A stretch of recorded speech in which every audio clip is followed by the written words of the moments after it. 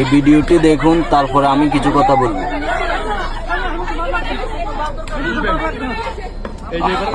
মানুষকে এভাবে মারে কেউ?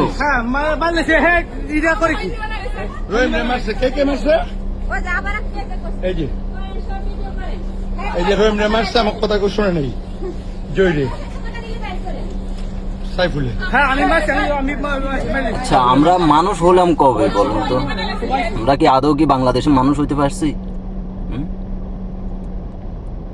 নিজ নিজ জন্মদাতা বাবাকে এভাবে কেউ সম্পত্তির জন্য এভাবে মারে? হ্যাঁ, আমরা কি আদৌ কি আমরা মানুষ হতে পারছি?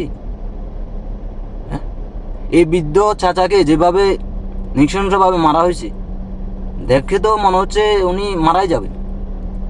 আল্লাহ রাব্বুল আলামিন জানে উনি কি আজও কি বেঁচে আছে না মারা গেছে।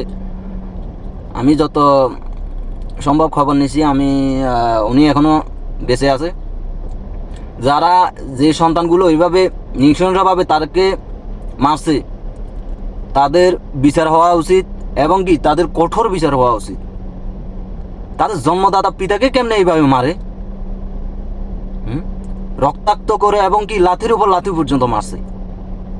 এটা কিভাবে সম্ভব? একজন সন্তান হিসাবে এভাবে কিভাবে মারা যায়? এভাবে কি মারা সম্ভব? আদৌ কি কোনো বাপের প্রকৃত সন্তান হিসেবে আদৌ কি এভাবে কি মারা সম্ভব বলেন তো আপনারা? বাংলাদেশে কি বিচার আদি কি কিছু নেই? বাংলাদেশের বিচারকে একদম মানে বুড়ো আঙ্গুল দেখায়, মানে একদম বৃদ্ধ আঙ্গুল দেখায়, মানে তারা এরকম অত্যাচার করতেছে।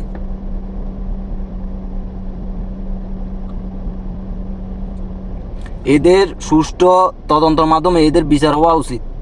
আমি প্রশাসনকে জোর দিয়ে বলতে চাই, এদেরকে আইনের আওতায় আনুন এবং কি বিচারের মাধ্যমে সুষ্ঠু একটা বিচারের তদন্ত করে বিচারের মাধ্যমে এদেরকে আইনের আওতায় আনুন। সালাম আলাইকুম। সবাই বেশি বেশি করে শেয়ার করবেন ভিডিওটা।